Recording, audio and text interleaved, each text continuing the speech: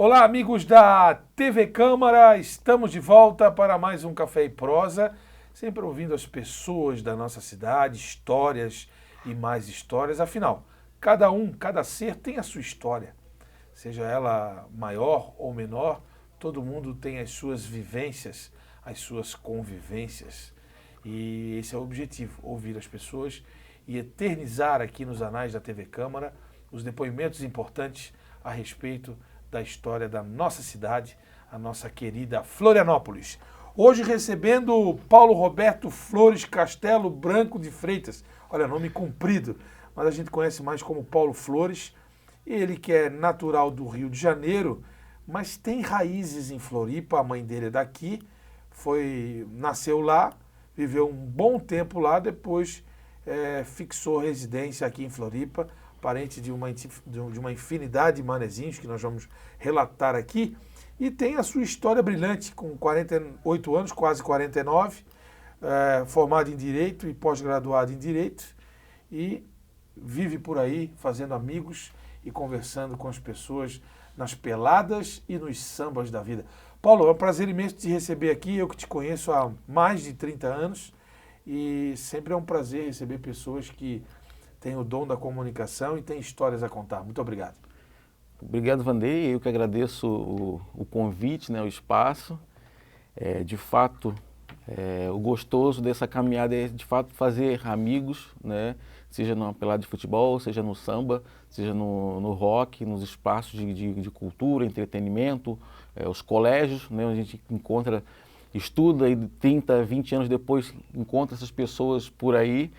E Floripa, como uma cidade, vamos dizer uma cidade pequena ainda, a gente consegue levar as amizades ao longo das vidas, né? E as histórias acabam se encontrando. Maravilha. Ô Paulo, me diz uma coisa, vamos começar do início. Primeiro, antes de falar da infância, como foi esse cruzamento aí do seu pai com a sua mãe, hein? Bom, meu pai é natural do Rio de Janeiro, carioca, de Vila Isabel. Minha mãe aqui de Floripa, família, né, por parte dela daqui. E antigamente, ali no final dos anos 70, existia um festival de chopp no antigo ginásio da FAC, onde hoje é o ginásio do Instituto. Fundação Atlética Catarinense. Por ali. Existia esse festival de chopp, meu pai veio para cá de férias, né? Havia familiares aqui, também vindos do Rio, mas que já residiam aqui. Uhum. E ele foi com os primos deles nesse festival de chopp, e aí minha mãe estava lá com os primos e minha mãe, linda do jeito que era, encantadora, Dona Vera, chamou a atenção do meu pai e lá eles se encontraram e dali marcaram encontros. Aí tem alguma história que os encontros deram errados e ela ficou com raiva que ele deu bolo. Enfim, uma história pitoresca que eu não consigo chegar no detalhe, mas foi ali que tudo começou e ali engrenaram no namoro, a princípio à distância, e com o tempo foi ficando mais forte, até que resolveram juntar as escovas, e aí minha mãe foi para o Rio de Janeiro com meu pai e lá foram morar. Entendi, história bacana, hein, cara? E aí, como é que foi? Você nasceu na infância lá em Vila Isabel mesmo? Eu sou filho por adoção, né? Meus pais me adotaram, uhum, e eles me pegaram num lar lá, chamado Lar Fabiano de Cristo, né? Lá na Zona Norte. Me adotaram e eu era criança ainda, bebê, né? E sempre soube que era adotado, né? Então isso foi algo sempre muito natural para minha família. Eu tenho mais 2 irmãos também por adoção. Isso até é um tema de bandeira meu. Falo abertamente, gosto de falar, incentivar a respeito do tema. E morei os primeiros anos de vida no Rio de Janeiro, né, até vir para Floripa. Lá a violência já começava, ainda naquela época, né, a gente morava no pé do Morro do Macaco, na rua Senador Nabuco, em Vila Isabel, e por essa questão de violência e tudo mais, já iniciando naquele final dos anos 70, viemos para Floripa, lugar bem mais tranquilo. Quantos anos você morou lá? Eu não, uma coisa de uns 2 anos por aí, foi pouca coisa. Apesar... Então, a tua infância já foi aqui? Já. Praticamente. Eu me acho assim, eu sou carioca, mas eu me acho mais um manezinho. Tu é 50%, 50%, né? Olha, eu diria 80 até. Mas assim, não sei se para me sacanear ou não, meus amigos falam, aqui, manezinho, coisa nenhuma, tu não és daqui. Beleza, não sou daqui, não sou de lá, eu fico flutuando. Mas eu amo os dois locais, eu tenho minha ancestralidade lá, né? Assim, eu vou para lá. Toda vez que eu vou para lá, o primeiro dia eu fico adormecido lá. Muito emotivo, como se em algum momento eu fosse encontrar meus irmãos biológicos, minha família. Sempre tem essa sensação. E quando eu volto também, é um dia de letargia ali que eu fico também adormecido. Chego aqui, vira a chave, tô manezinho de novo. Funciona dessa maneira. Entendi. E a infância aqui em Floripa, como foi, onde foi, as lembranças, os amigos? Cara, foi uma infância muito rica, muito legal. Sim, brinquei muito pelos bairros, pelos campos de futebol. Meus pais sempre procuraram, no maior esforço que eles quiseram sempre me dar uma boa educação. Estudei em bons colégios aqui. Estudei no Coração de Jesus, no Catarinense, e mais velho no Energia. Então sempre tive uma educação muito bacana. Fiz muitos amigos aqui. Morava na Agronômica. Nossa primeira moradia foi na Agronômica, na Rua Franzoni. Tem um famoso time de futebol no final da rua, né, o Franzoni. Morro do 25. Isso, naquela região ali. Depois meu pai construiu uma casa em Sambaqui, né, na época era ainda um lugar, era longe, década de 80, era demorado, não é que era longe, era demorado para chegar até lá, mas vivemos alguns anos ali em Sambaqui, onde eu percorri aquilo tudo lá de bicicleta, né, as ruas ainda era de lajota a principal, mas para a Barra do Sambaqui, que era para onde a gente morava, era rua de chão, estrada de chão. Então eu percorri aquilo tudo lá de bicicleta, numa época que ainda tinha carro de boi, onde deixava-se a garrafa no muro, vazia, né, depois ia lá e de manhã estava ela cheinha, porque o carro de boi passava e trocava-se, né, as garrafas. Então eu vivi isso aí e a gente resolveu vir para o centro, morar mais próximo de colégio, de parentes, né, da minha avó, que morava na Monsenhor Top, rua aqui transversal da Mauro Ramos, quando caiu uma barreira, onde é a SC401, caiu a barreira pela primeira vez, trancando a via que levava ao norte da ilha. E ainda não era duplicada? Não, era uma via só e assim, trancou aquela barreira, a única passagem que tinha era por dentro de Cacupé. Sim. Que é a Estrada Velha, né? Estrada Velha e de chão batido. Também. Então imagina, lógico, o norte da ilha não tinha aquele movimento todo que é hoje, mas ainda assim, imagina toda aquela região se deslocando por dentro de Cacupé numa estrada de chão, né? Então assim, eu lembro de sair do colégio 6 da tarde, ir ali na minha avó tomar um café e depois, vamos botar aí, sair dali da minha avó às 7 da noite e chegar em Sambaqui às 9h30, 10 horas, 3 horas depois, por conta desse transtorno, né? De ir e vir com aquilo lá. Mas são histórias para contar também. Ali a gente veio morar para o centro. E aí foi bem legal porque aqui no centro eu tinha muito contato com quem era do colégio. Sim. Então assim, a gente estudava e ao mesmo tempo se encontrava nos finais de semana ou mesmo depois da aula. Era uma época que a gente brincava muito de bicicleta, época das BMX, Calói. Então juntava aquela turma e saía de bicicleta aqui do centro para outros bairros, e às vezes até escondidos dos pais, né? Porque não queria vadiar. E teve vezes a gente sair daqui para Agronômica, Trindade, até Santa Mônica, né? Jogando bola em tudo quanto é canto, né? No campo do abrigo de menores ali na Agronômica, no campo onde hoje é o IFES, que a gente chamava na época de industrial, que é EITEFESC, né? Escola técnica também. Pulávamos os muros para jogar ali. E eu sempre flutuei em várias turmas, assim, eu sempre tive essa facilidade. Então, ao mesmo tempo que eu brincava com a minha turma de rua e turma da escola, eu frequentava alguns clubes aqui, frequentava o LIC, né? Frequentava o 12, tinha campeonatos. Sim, o Summer, famoso Summer. O LIC também muito forte. Um LIC forte, tinha meus tios, né, que eram do LIC, me levavam para lá. E o LIC tinha facilitador, que tinha um ônibus, né, que a gente pagava o passe lá pro seu Oswaldo, às vezes nem dava. A gente enrolava o seu Oswaldo, não dava um passe. Passava, às vezes, tipo, de terça a domingo, acabava jogando bola em algum canto, geralmente lá no LIC ou nas quadras das escolas também. Fase áurea do LIC, né? O Campo Bom, os campeonatos, né? Aliás, o teu tio aqui, eu soube no bastidor antes da entrevista, o Culica, o famoso Luiz Alves, grande produtor cultural, jogou no Avaí, grande artilheiro do Lick, ele anotava os gols todos, né?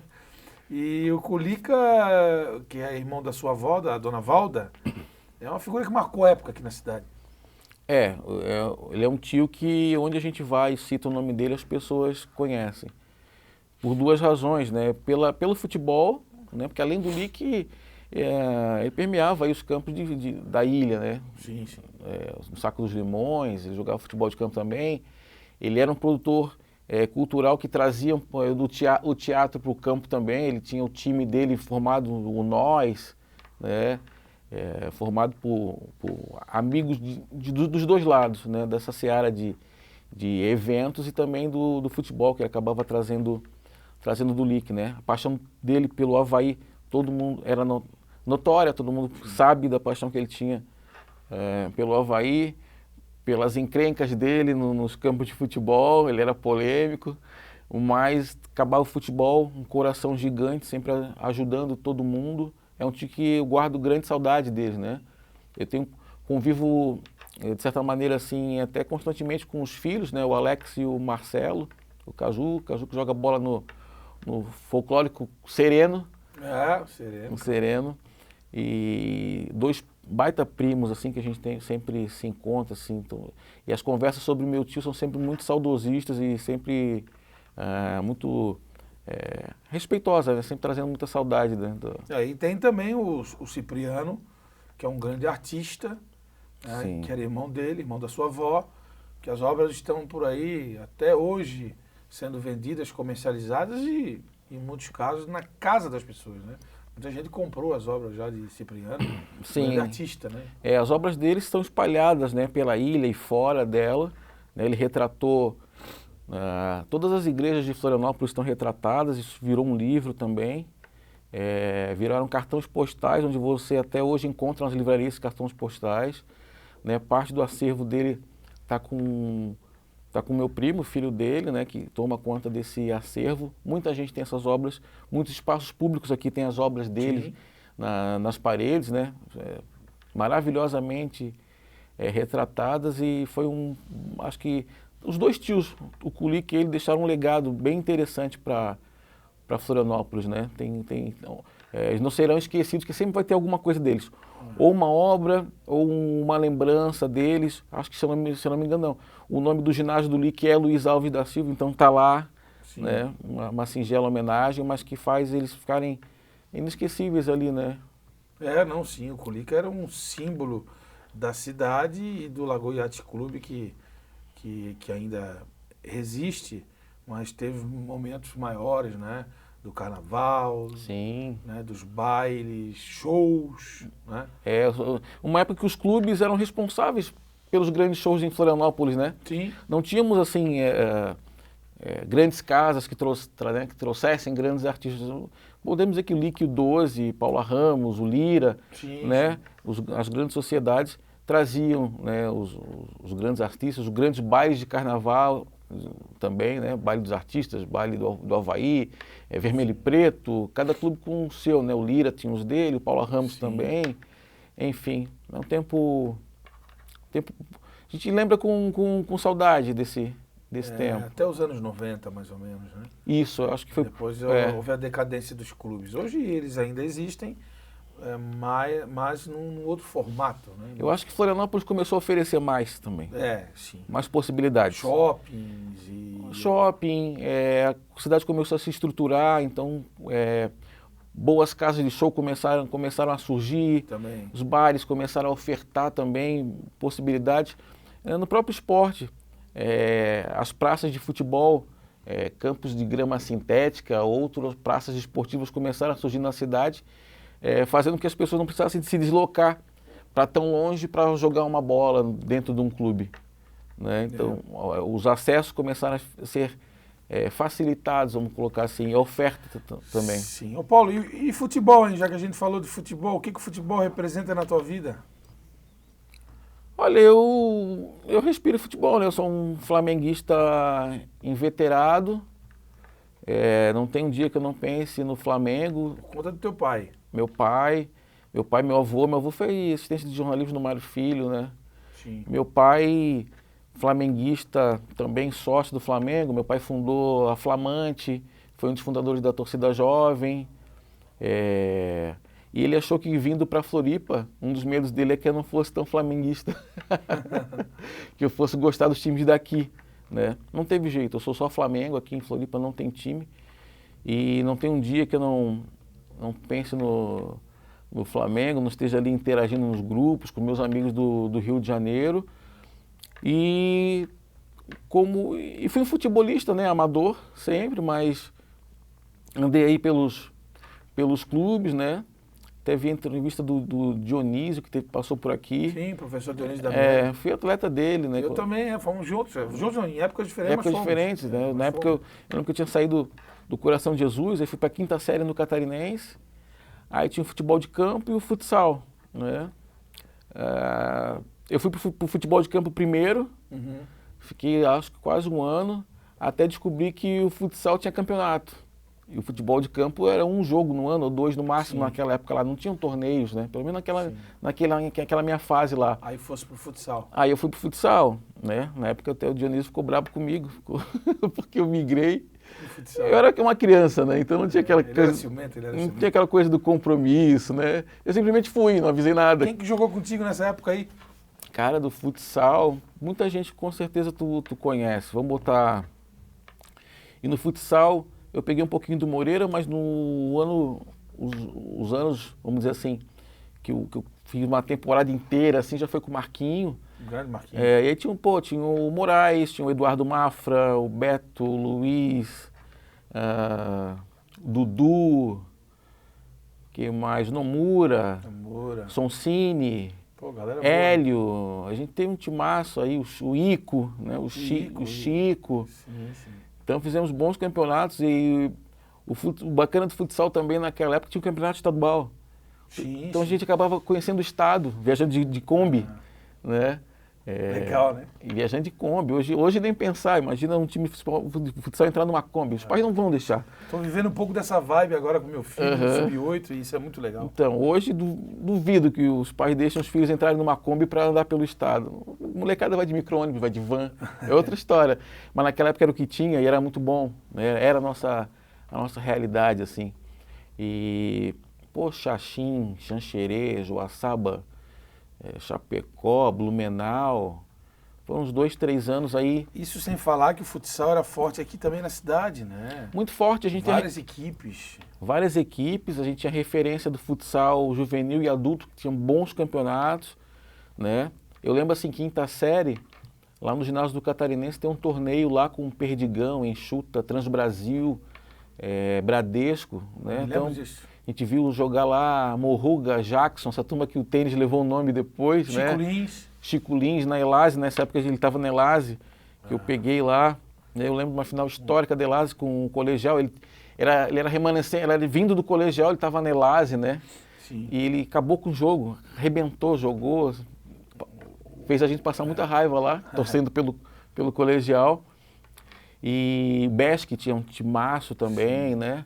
Era um grande time, 6 de janeiro. É verdade. Né? Isso, aí tinha todas as categorias, tinham suas equipes, né? Você tinha campeonato do pré-mirim até o adulto. Até o adulto, E com várias equipes, né? Era uma época que, numa tarde de futsal, você tinha uma tarde inteira de jogos no colegial, na Elase, no 6 de janeiro. Uma fase muito boa, né? Uma fase muito bacana. O futsal hoje em Florianópolis se resume às categorias inferiores, né? É uma pena, porque tem a PAF, que é adulto, tal, profissional, mas nós já tivemos mais times de futsal, né? Hoje é um só. Né? Tivemos muitos e a história conta isso, né? Mas o futebol é o seguinte, com essa tua paixão pelo Flamengo, o Rio de Janeiro foi sempre caminho na sua vida. Sempre, férias, né? Moleque, férias sempre indo para lá, algumas aventuras em finais de pegar ônibus e ir lá e fazer um bate-volta. Lá no Rio tem um tio muito querido também, que ele é do meio, né? Então ele me levou a conhecer alguns ex-jogadores, de levar em final, em peladas, né? Acho que com 14 anos ele me levou para conhecer o Zico, Olha só. mas de uma maneira toda especial, não era o Zico cercado de gente, era o Zico e mais alguns só. Então ele estava nessa época ele estava no Kashima Antlers jogando ainda. E ele veio para uma pelada de fim de ano, mas não esse formato de pelada das estrelas. Foi um jogo entre amigos no campo da extinta Funabem, lá no Rio de Janeiro, em Quintino mesmo. Ele pegou onde o Zico nasceu. Onde o Zico nasceu, onde o irmão dele formou um time e ele formou outro e foi meio que uma brincadeira. E um amigo em comum deles, que tinha feito base no Flamengo e também era de Quintino, avisou, amanhã vai ter um jogo do Zico lá, leva teu sobrinho, né? O sobrinho era eu. Aí ele me levou aquela noite, mal dormi, ansioso. Para aí eu fui até lá e chegou o Zico, aquele jeitão dele simples, não era um evento, então era pouca gente. Meu tio me apresentou para ele, me cumprimentou. Fui pro vestiário lá com ele, tava lá, ainda tava o Peu, que é um jogador das antigas, tava o Cláudio Adão, tava o Adílio. E eu fiquei ali junto deles, aí eles batendo papo, eu ali olhando para eles assim. Tirar as fotos? Tirei, maravilhado com aquilo lá, né? Aí pro campo junto, tocando bola. E pô, aquilo ali foi para mim. E eu achei que aquilo ali tinha sido o ápice ali, dali em diante nunca mais fui atrás de autógrafo de ninguém, porque eu cheguei no Rei, não precisava de mais nada. Foi o Zico. Aí meu tio ainda conseguiu com ele uma camisa dele, autografada, que é o meu maior troféu. Ela fica escondida, não está nem moldurada, ela fica escondida, não mostro para ninguém. Quer dizer, não mostro, mas ela não fica exposta. Sim. A camisa dele, autografada. Então, assim foi a minha infância, adolescência, assim, muita coisa bacana, vivendo isso de futebol, amigos, escola, liberdade para ir e vir, não tinha violência envolvida nisso, Sim. né? A gente tinha isso aí, né? E sempre batendo uma bola. Nunca fui grande coisa, nunca fui um craque, mas servia. Eu era aquele aplicado ali, fazia o que pediam. Continuamos a jogar, né? Continuamos, Hoje, quais são as peladas que tu estás participando ainda? Hoje eu participo do Fernando Raulino, Sim. futebol de campo, mais esporadicamente, né? Vou mais pela resenha do que pelo jogo em si, mas eu fiquei lá. Nosso grande amigo Badu. Badu, fiquei lá com Marcelo. Badu, Marcelo já não está indo tanto. Não está indo tanto. Mas é o Badu, o André, que é professor, foi treinador do colegial. Sim, o André, claro. O André agora é o presidente do Raulino. O André, grande André. O André é o presidente do Raulino. Tem a galera ali, o Betão, goleiro. Tem uma turma bem bacana ali. O Mael, Dani, Garcês. Dani Botelho. Não, esse é dono do Campeche. Mas o Dani Botelho está sempre junto com a turma. O Dani está no Sereno, desculpa. O Dani está no Sereno, o Dani está no Sereno. Aliás, o Sereno já é outro grupo que tu participa, né? Já participei. É um grupo bacana, tem grandes amigos lá e vira e mexe a gente está junto também, seja no campo, ou seja nas resenhas ali, que bacana, são maravilhosas. Quintas-feiras jogo lá no Mário Joalheiro, na pelada da diretoria, que é o Badu e o Beto são os líderes lá, junto com o Telmo Botelho, que também era ali do Ajax. Também o Garcês, o Rafael, o Ismael, uma turma lá, o William, Andy, figuraça, o Fuminho, que é do União Serrinha, o Oda. Tem uma turma de 2, 3 times aí da várzea que bacana. Forma ali. E a pelada da Sapucaí, que tu bem conhece. A nossa pelada. Às segundas-feiras. Segundas-feiras, uma resenha maravilhosa, uma galera também bacana. Show de bola. E a coisa boa de segunda-feira, né? Porque segunda-feira geralmente é um dia pesado, né? Pô, segunda-feira. Mas tu sabe que à noite tu vai ter um encontro, a risada é garantida. Aliás, daqui nós vamos para lá. Né? E a risada super garantida.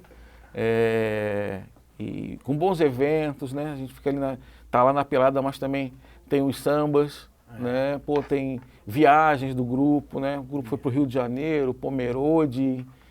Sempre tem uma coisinha diferente, né? Isso é muito legal da vida. Eu acho que o prazer da vida é esse, né? A gente que está nessa fase aí, do 40 para os 50, né? Encontrar os amigos, bater uma bola, fazer uma boa resenha, faz um samba, leva os filhos, né? E não tem coisa melhor. Chinelo de dedo, carne, cervejinha, para mim é o melhor programa da vida.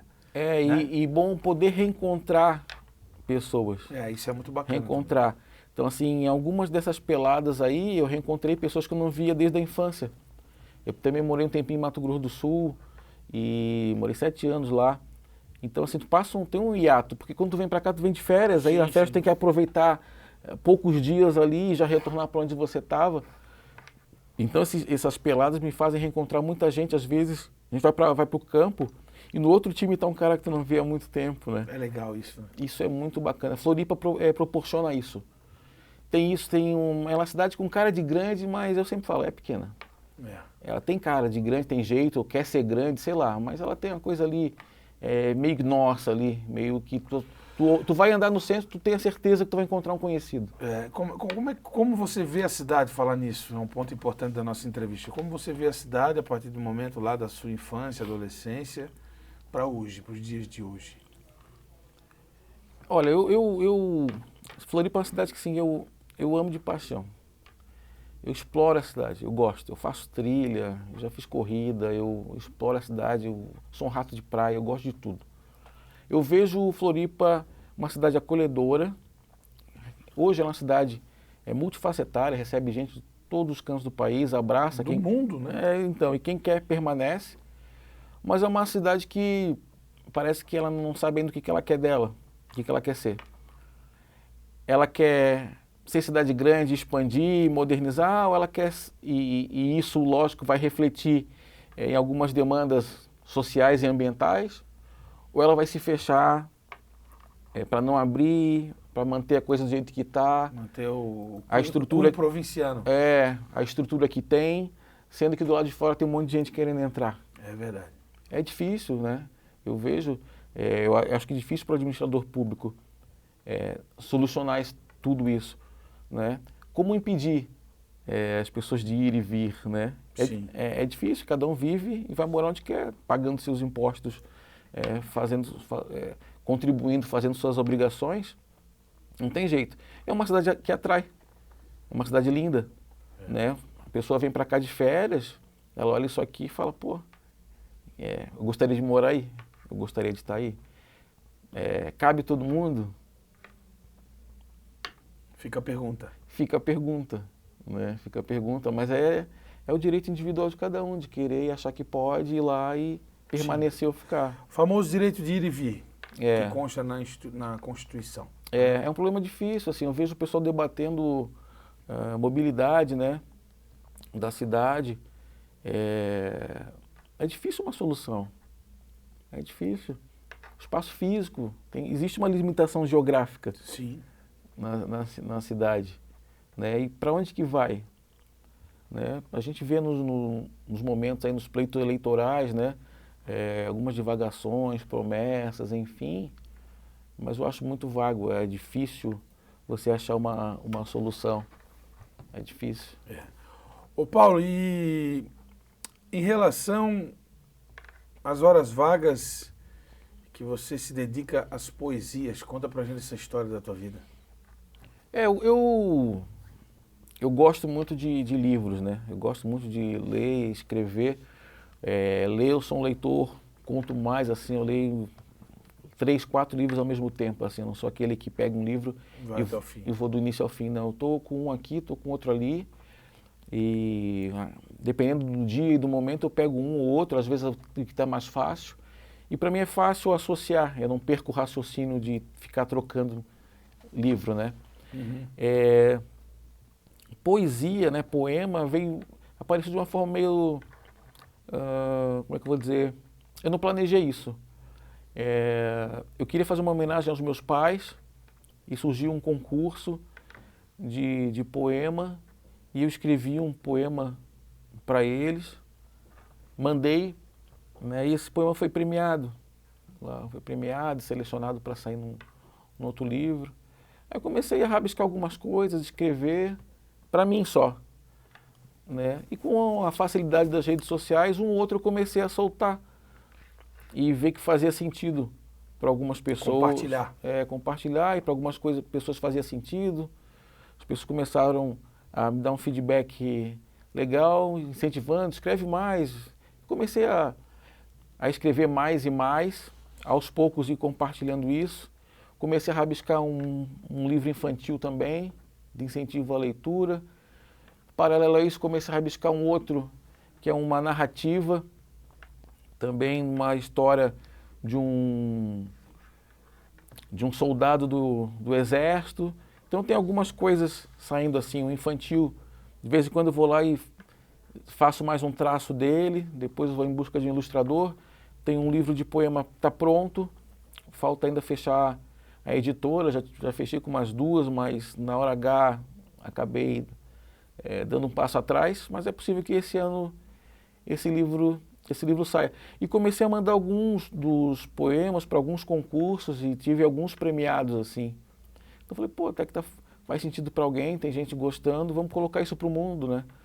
Eu tenho uma ideia de ter uma Kombi literária, né? Essa Kombi seria uma espécie de biblioteca itinerante, seja com os meus livros, embarcados também alguns livros para que a gente tenha ali um sebo, sabe? E rodar aí as comunidades e botar a turma para ler o livro infantil. Eu consegui a ideia de doar esse livro, porque ele é um livro que a história conta um incentivo à leitura. Então isso aí eu quero poder proporcionar isso de graça para a criançada, com a contação de histórias sobre o livro. Isso é um projeto, né? É o que eu tenho desenhado e eu preciso dar vazão a isso com um pouco mais de rapidez, mas aí os compromissos profissionais acabam travando um pouco. Mas acho que esse ano sai um livro de poema, estamos ensaiando aí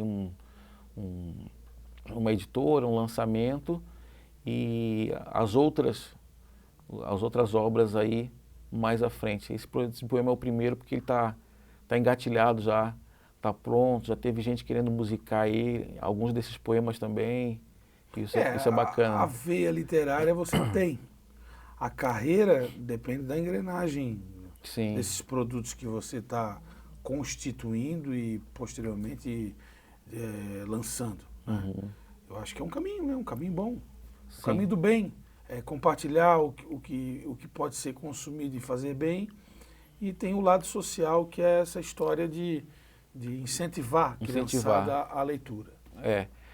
A parte de incentivo, eu acho que é uma parte que eu posso dizer que seria assim, o legado do Paulo na passagem dele por aqui.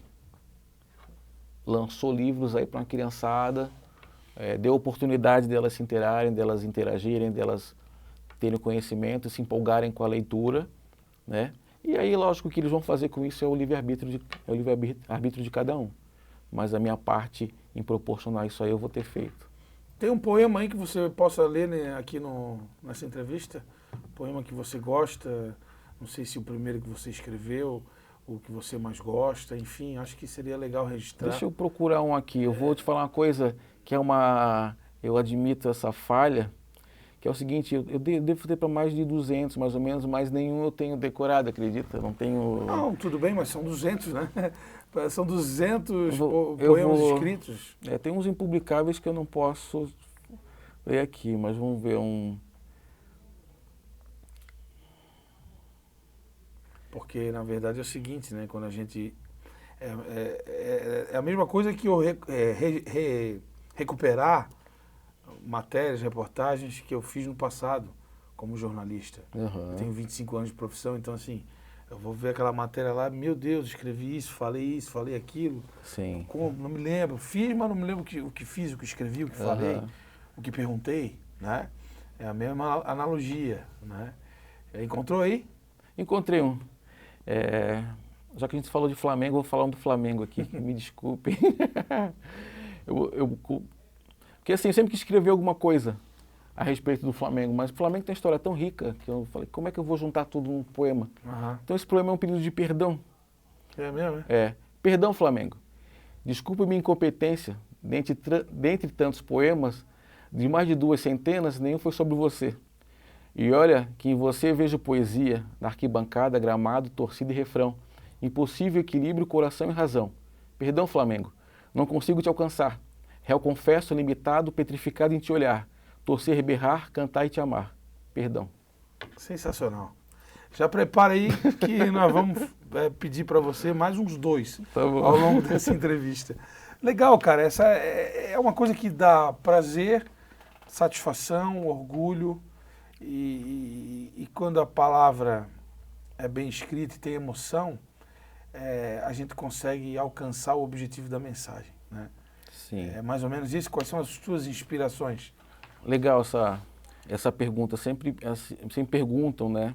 E a gente acaba se inserindo nesse universo literário, conversando com outros escritores. É um universo gostoso pra caramba, eu me amarro nisso. Eu adoraria poder viver disso. E o que me inspira geralmente é música.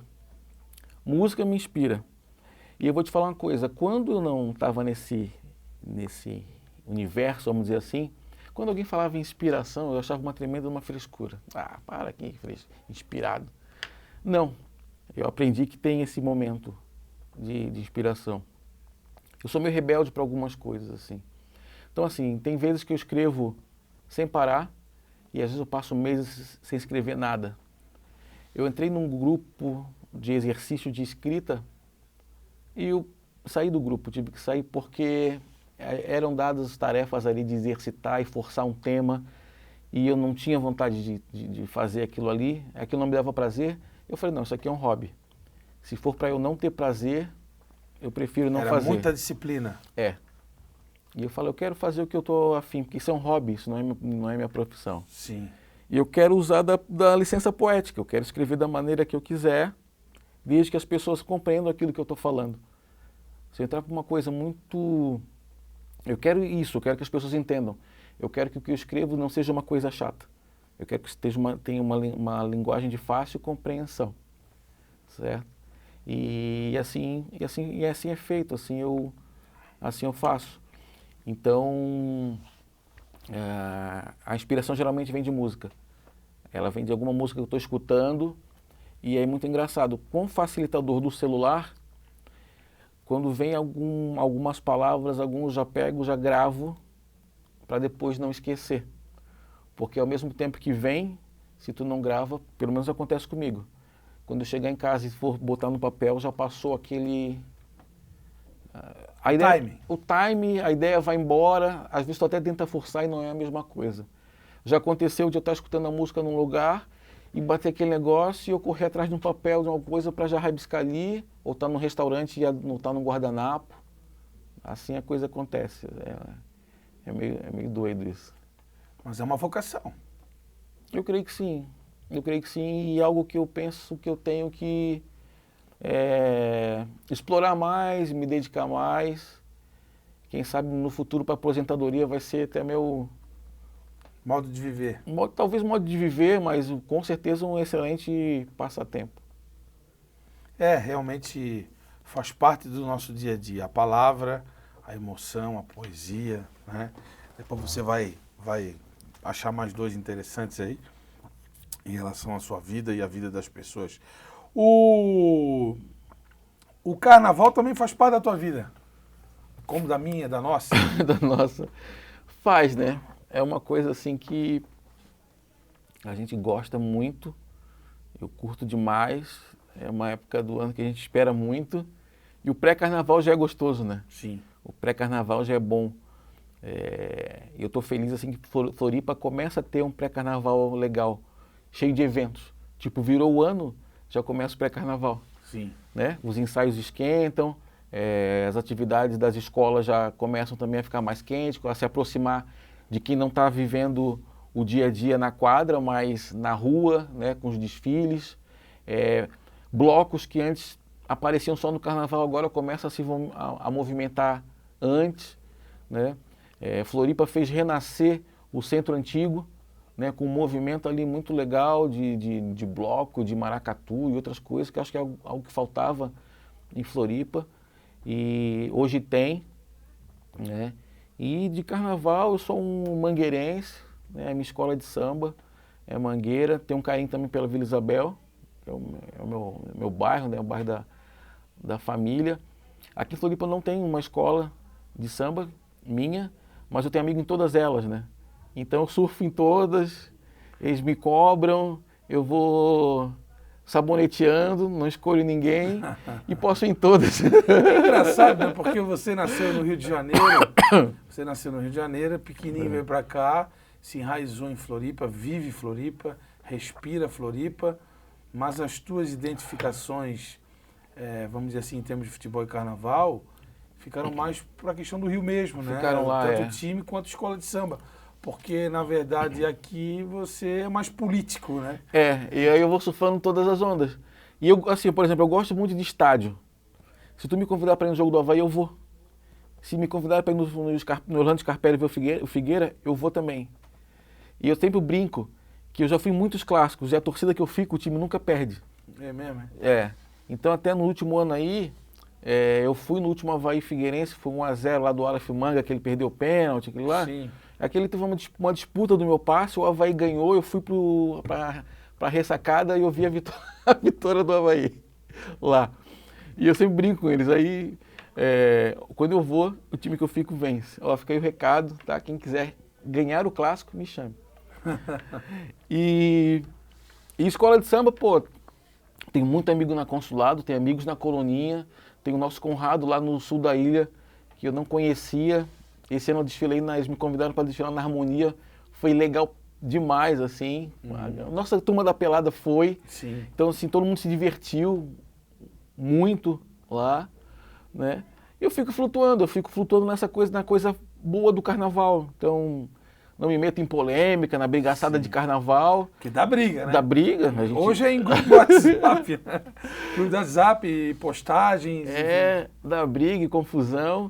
E eu surfo a onda boa. Eu vou, me divirto, vou nos ensaios, vou na praça, vou onde me convidam, vou. E você gosta também de bloco de rua, né? Adoro.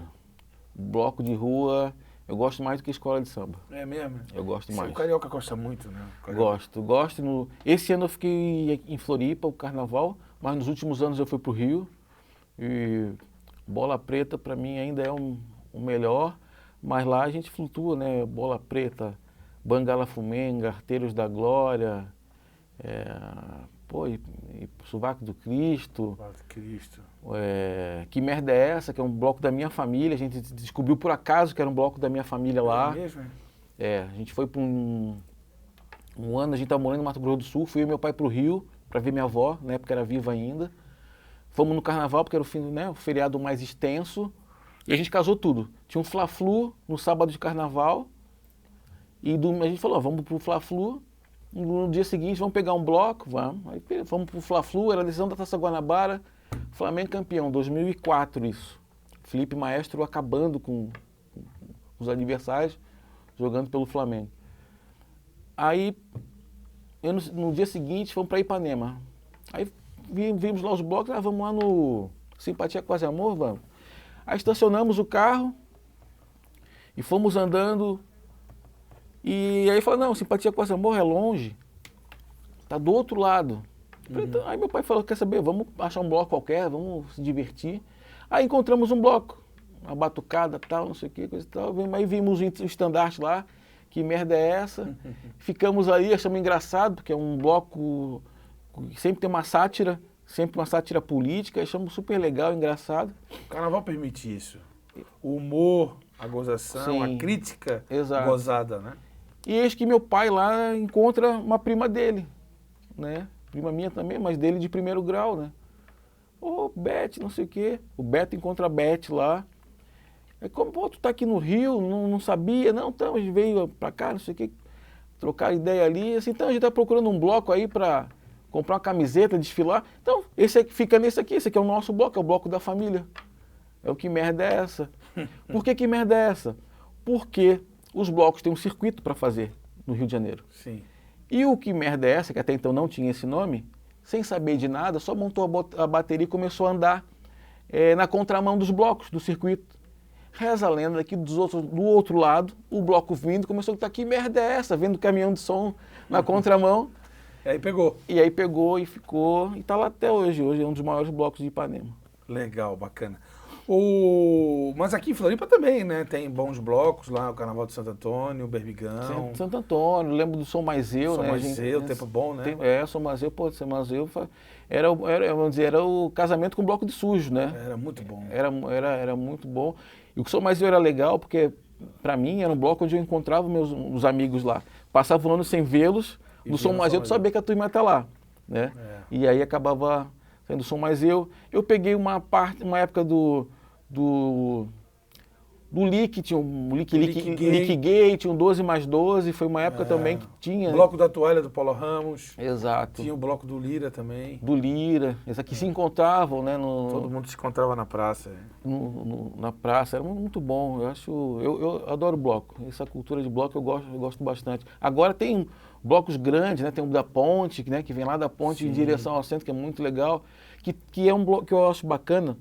São blocos que trazem, além da batucada, instrumento de sopro.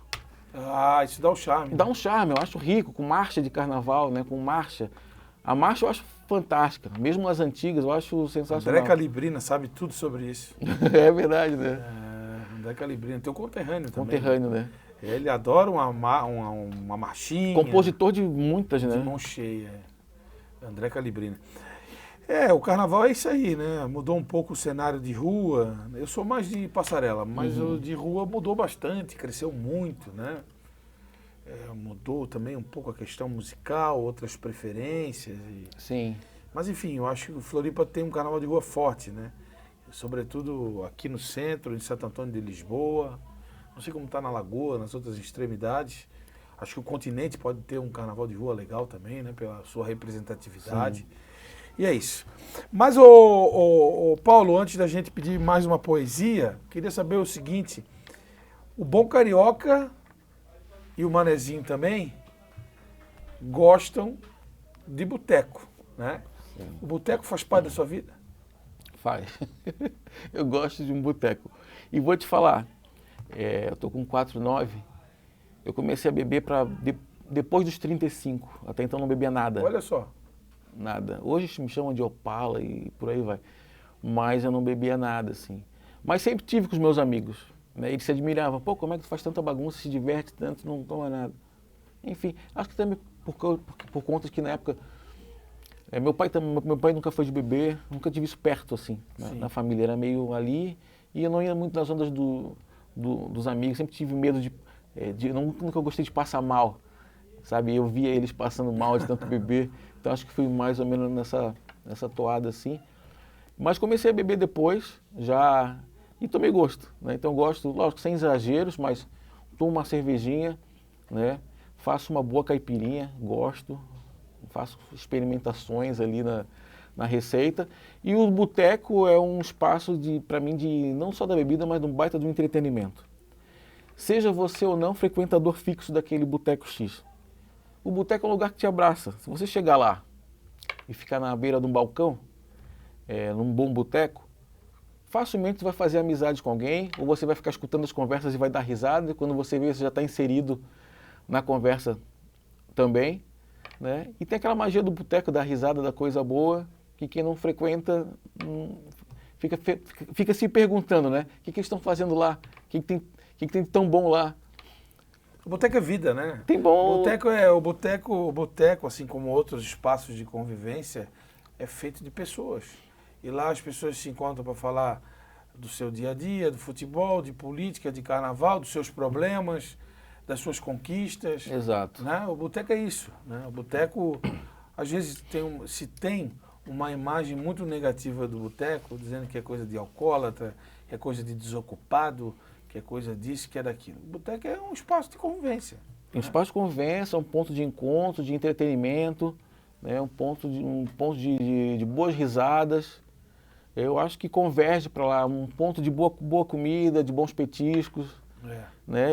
Eu quando você fala boteco, é isso que eu imagino, é essa conversão que eu faço. Sim. De um lugar agradável, onde eu vou encontrar amigos. Se eu não encontrar amigos, eu estou lá e eu peço uma cerveja ou um petisco só de estar ali. Daqui a pouco eu sei que com alguém eu vou bater um papo. Isso. Então não tem placar em branco de você ir para um boteco e não relacionar com alguém de alguma maneira ali. É verdade. É interessante essa postura de ir sozinho ao boteco. Ir sozinho a um boteco significa que você está aberto a novas amizades. E isso sempre acontece, né? Sempre acontece. Ô Paulo, e os botecos bons aí que você vê aqui em Floripa, no Rio, fica à vontade aí para relatar. Sobre todos os aspectos, não só comida, cerveja gelada, petisco, a pessoas, enfim. Aham. Quais as experiências tivesse também? Cara, eu só vou te falar assim, eu sou dos botecos mais raiz, assim, eu gosto de onde a turma das antigas tá. Eu gosto de escutar as histórias. Sim. Eu gosto de saber quem são as figuras folclóricas ali da região, do bairro. Eu gosto muito aqui do Rio, na Ercílio Luz. Ali eu encontro amigos, ali o papo é sempre futebol e samba. E ali eu vou na certeza de que eu vou encontrar um conhecido. E a cerveja está sempre gelada. Eu acho que esse é um segredo. É, O boteco tem que ter cerveja gelada. sempre. Sempre. Isso ele não pode falhar. Tudo, mas não uma cerveja gelada. O Rios é uma boa. Eu gosto do Ori, lá Do Abraão, do Abraão, que é a matriz, né? que é a matriz. Lá também a cerveja sempre gelada, bons petiscos, valor justo, o clima sempre bom, um atendimento também sempre legal e confortável. Os outros Oris, ok, também bons, mas eu acho que lá tem Um diferencial. tem um diferencial. Tem uma raiz. Eu acho que lá tem. Faz tempo que eu não vou lá. Lá tem um diferencial sim. Gosto muito lá, de ir lá. Eu citaria esses dois.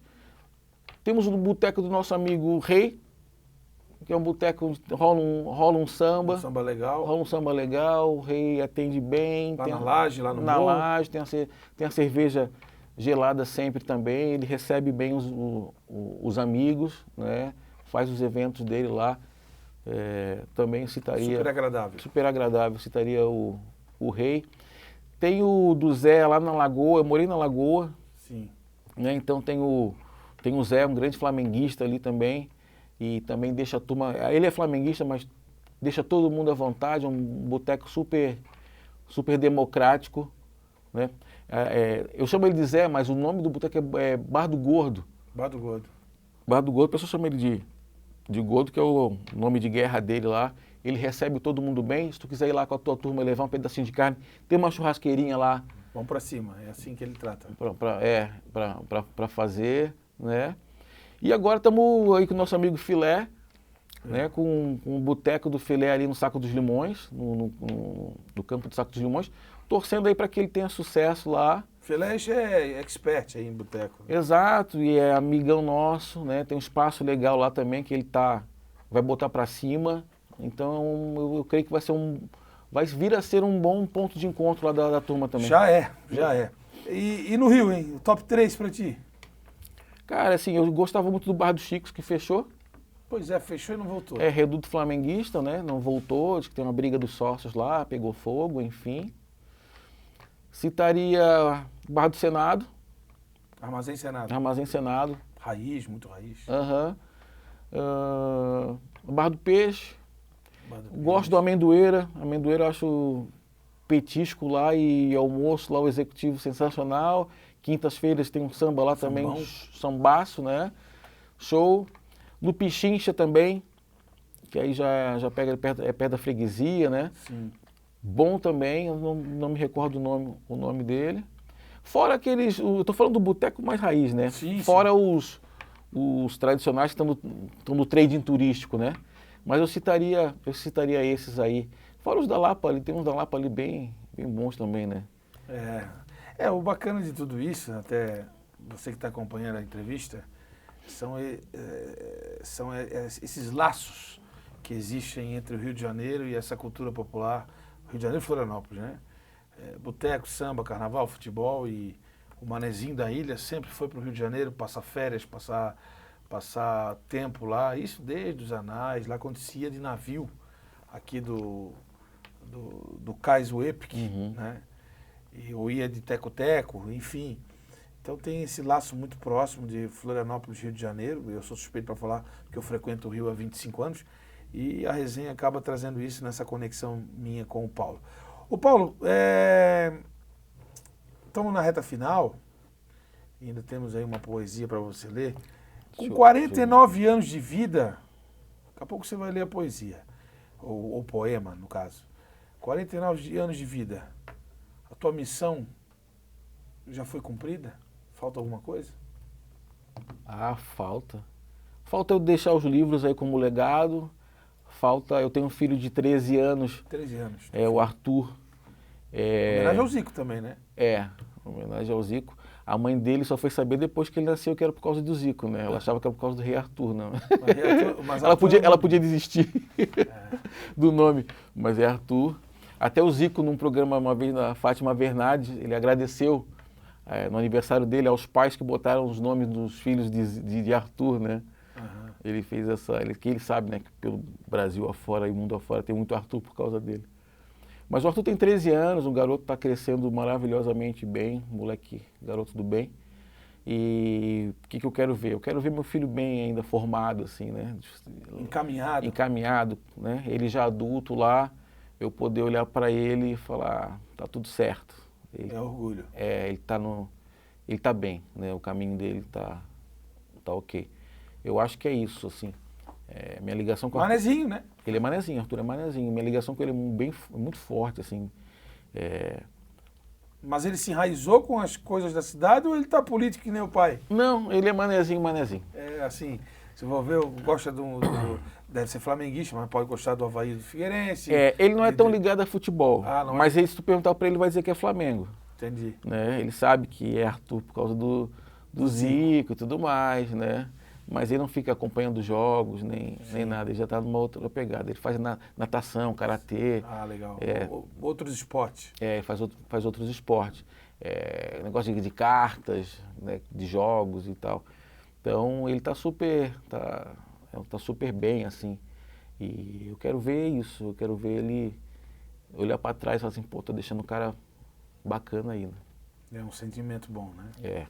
E assim, ele é filho do meu primeiro casamento. Primeiro casamento não, só fui casado uma vez, mas ele é fruto do casamento com a minha ex-esposa.